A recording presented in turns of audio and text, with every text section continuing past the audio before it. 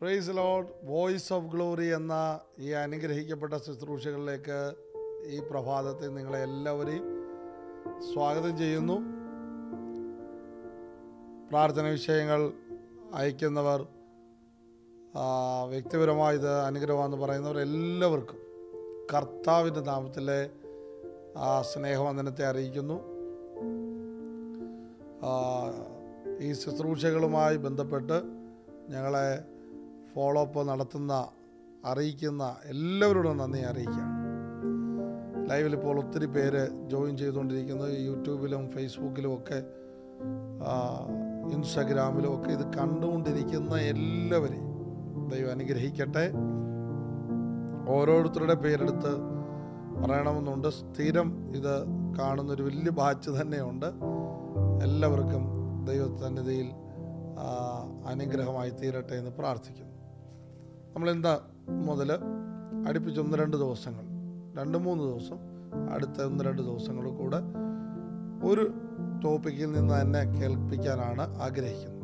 അത് അനുഗ്രഹം, സമൃദ്ധി, ദൈവം അനുഗ്രഹിക്കുന്ന ദൈവമാണ് എന്നതിനെക്കുറിച്ചാണ്. നിങ്ങൾ എന്ത് കേൾക്കുന്നു അതാണ് നമുക്ക് സംഭവിക്കാൻ പോകുന്നത്. നിങ്ങൾ എന്ത് കേട്ടു എന്നതാണ് ഇന്നത്തെ നിങ്ങളുടെ അവസ്ഥയ്ക്ക് കാരണം.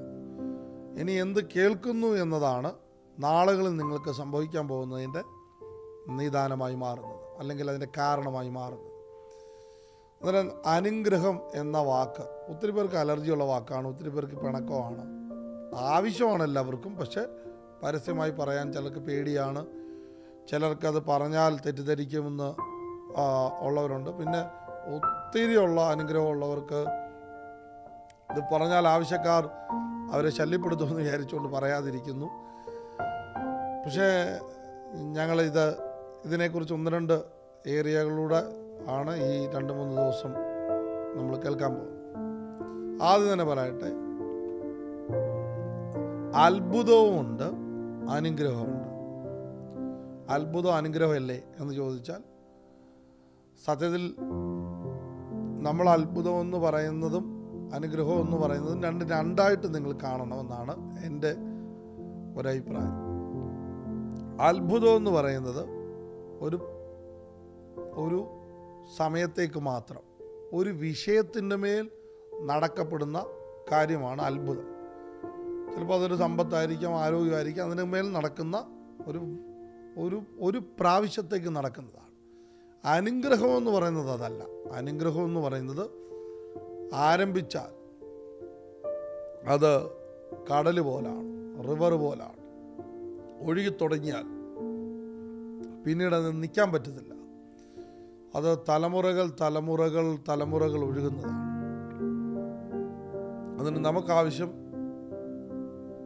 അത്ഭുതത്തെക്കാൾ അനുഗ്രഹമാണ്.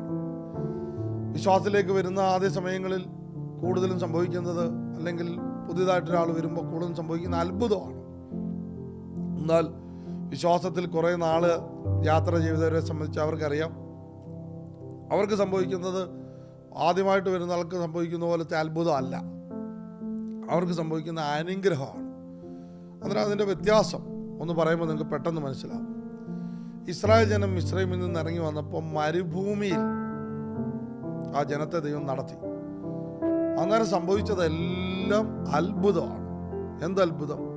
അവർക്ക് ജോലിക്ക് പോകാൻ പറ്റത്തില്ല, റെസ്റ്റോറൻ്റ് ഇല്ല. ഇത്രയും ജനത്തെ കൊണ്ട് മോശ ഇറങ്ങിയതാണ്.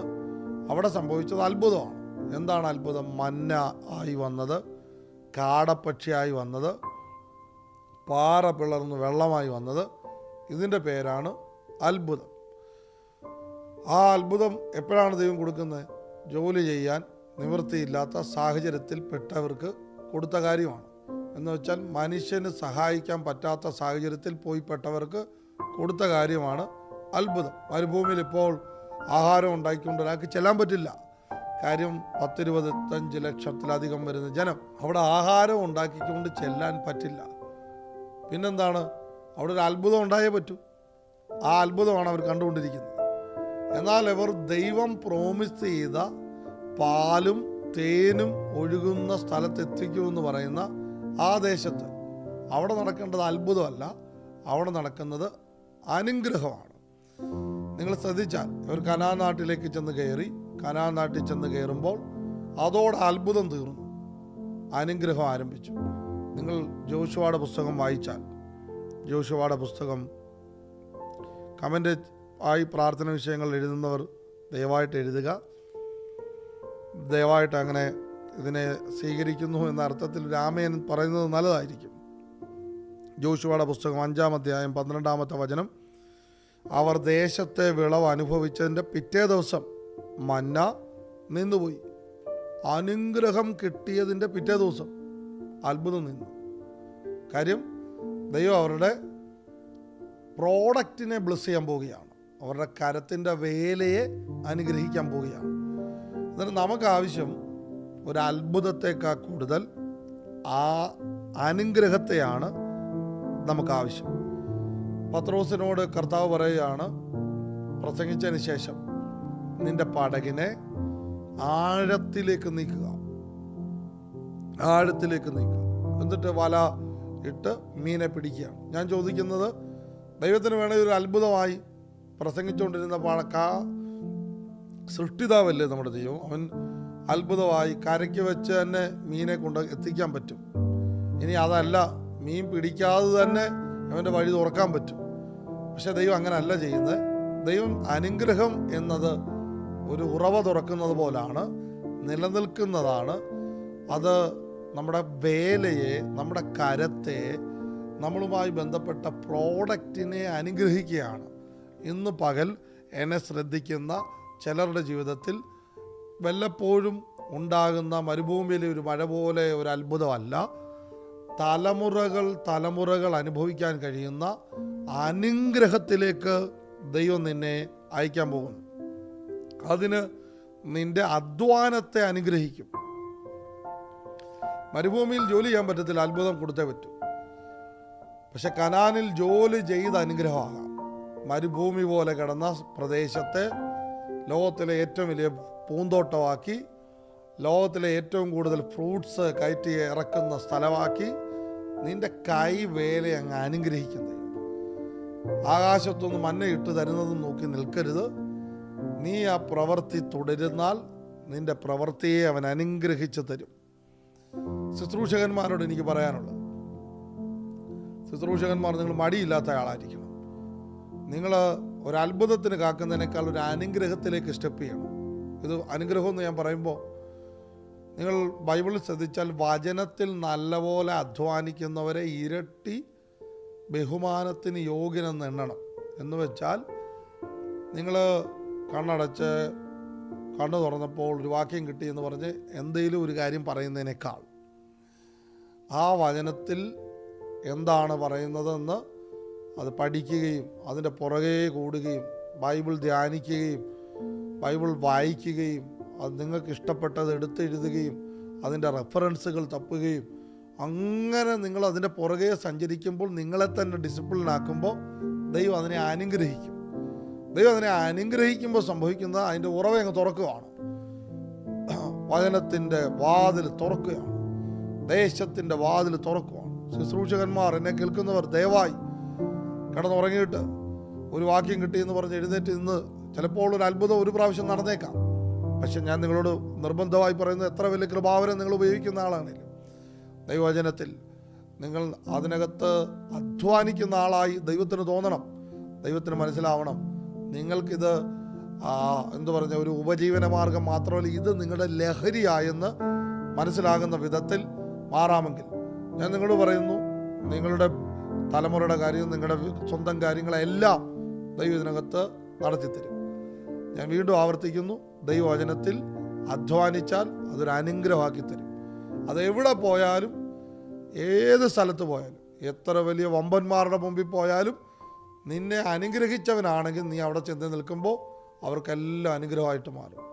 നിൻ്റെ ശുശ്രൂഷ ഒരിക്കൽ പോലും പരാജയപ്പെടാൻ പറ്റില്ല. ഒന്നുകൂടെ ഞാൻ ആവർത്തിക്കുന്നു, നിൻ്റെ ശുശ്രൂഷ പരാജയപ്പെടാൻ പറ്റില്ല. നിൻ്റെ ബിസിനസ് പരാജയപ്പെടാൻ പറ്റത്തില്ല. ആ വർഷത്തിൽ ഒരിക്കൽ ഒരു ഓർഡർ അല്ല ഞാൻ പറയുന്നത്. എല്ലാ ദിവസവും 24 മണിക്കൂറും നിൻ്റെ ബിസിനസ്സിനെ വർദ്ധിപ്പിക്കുന്ന ദൈവമാണ്. കാരണം അവൻ അനുഗ്രഹത്തിൻ്റെ ദൈവമാണ്. ഇസഹാക്കിനെ കുറിച്ച് പറയുന്നത് നാട്ടുകാർ മൊത്തം കിടന്നുറങ്ങുവാണ്, അല്ലെ മടിച്ചു നിൽക്കുകയാണ്, ക്ഷാമമാണ്. പക്ഷേ ഇസഹാക്ക് വിതച്ചപ്പോൾ ദൈവം എന്ത് ചെയ്തു? ഒരത്ഭുതമല്ല, അവൻ്റെ വിതയെ അങ്ങ് അനുഗ്രഹിച്ചു. 100 മേനി, 60 മേനി, 80 മേനി, 90 മേനി, എങ്കിലും വർധനവനാൽ അവനെ അങ്ങ് അനുഗ്രഹിച്ചു. യഹോവയുടെ അനുഗ്രഹത്താൽ സമ്പത്തുണ്ടാകും. ഇപ്പോൾ എന്നെ കാണുന്നവർ ഒന്ന് കമൻറ്റ് ചെയ്യാൻ പറ്റുമെങ്കിൽ ഒന്ന് എഴുതിയിടുക, അല്ലെ ആ സ്ഥലത്ത് നിന്ന് വിശ്വാസത്താൽ ഒന്ന് പ്രഖ്യാപിക്കുക. സദൃശ്യ 10:22 ഞാൻ വിശ്വസിക്കുന്നു, അത് ഞാൻ സ്വീകരിക്കുന്നു. യഹോവയുടെ അനുഗ്രഹത്താൽ സമ്പത്തുണ്ടാകുന്നു. എനിക്കൊരു അത്ഭുതം ദൈവം തരികയാണ്, സ്തോത്രം. പക്ഷേ എനിക്ക് ആവശ്യം ഒരത്ഭുതത്തെക്കാൾ ഒരനുഗ്രഹമാണ്. അവൻ്റെ അനുഗ്രഹം 1000 തലമുറ വരെ നിൽക്കുമെന്ന് ദൈവവചനം പറയുന്നു. ഞാൻ അത് തന്നെ സ്വീകരിക്കുന്നു. ഇന്ന് പകൽ എന്നെ ശ്രദ്ധിക്കുന്ന എല്ലാവരുടെ മേലും അനുഗ്രഹത്തിൻ്റെ വലിയ പെരുമഴ തന്നെ ഉണ്ടാകട്ടെ. നമ്മളൊരുമിച്ച് പ്രാർത്ഥിക്കാൻ പോവുകയാണ്. കടഭാരത്തിൽ എന്നെ കേൾക്കുന്നവർ, വീട് ജപ്തിയിൽ എന്നെ ശ്രദ്ധിക്കുന്നവർ, അടുത്തത് എന്താണെന്ന് അറിയാൻ വയ്യാതെ ജോലി പോയി ആശങ്കയിലിരിക്കുന്നവർ എന്നെ ഇപ്പോൾ ശ്രദ്ധിക്കുന്നുണ്ട്.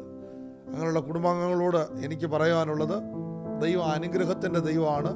ഒരു അത്ഭുതത്തെക്കാൾ വലിയ അനുഗ്രഹം നിങ്ങൾക്ക് തരാൻ പോവുകയാണ്. നിങ്ങളുടെ വേലയെ, അധ്വാനത്തെ ദൈവം അനുഗ്രഹിച്ച് തരാൻ പോകുന്നു. നമ്മൾ ഒരുമിച്ച് പ്രാർത്ഥിക്കുകയാണ്. കർത്താവേ, ഈ കുടുംബങ്ങളെ ഞങ്ങൾ അനുഗ്രഹിക്കുന്നു. അങ്ങ് അനുഗ്രഹിക്കുന്ന ദൈവമാണല്ലോ. അങ്ങയുടെ അനുഗ്രഹത്താൽ സമ്പത്തുണ്ടാകും, അങ്ങയുടെ അനുഗ്രഹത്താൽ ആരോഗ്യം ഉണ്ടാകും, അങ്ങയുടെ അനുഗ്രഹത്താൽ ഞങ്ങളുടെ കൈവേലയെ ദൈവം ബ്ലസ് ചെയ്യും. കർത്താവെ, ഞങ്ങൾ ഒരുമിച്ച് ഈ ജനത്തെ അനുഗ്രഹിച്ച് പ്രാർത്ഥിക്കുന്നു. പുതുവഴികൾ തുറക്കട്ടെ. ആ ബിസിനസ് നിർത്തണമെന്ന് വിചാരിച്ചവർക്ക് കർത്താവ് റീസ്റ്റാർട്ട് വലിയതായി തുടങ്ങണമേ. ജോലിയുടെ വഴി തുറക്കട്ടെ. ശുശ്രൂഷകളിൽ അത്ഭുതം എന്ന് പറയുന്ന വിധത്തിൽ സംഭവിക്കട്ടെ. ശുശ്രൂഷകളിൽ അനുഗ്രഹം പെയ്തിറങ്ങട്ടെ. കർത്താവിൻ്റെ മഹത്വത്തെ സ്പർശിക്കണമേ. അനുഗ്രഹം പെയ്തിറങ്ങട്ടെ. ബ്ലസ് ചെയ്യുന്നു യേശുവിൻ നാമത്തിൽ തന്നെ. ആമേൻ.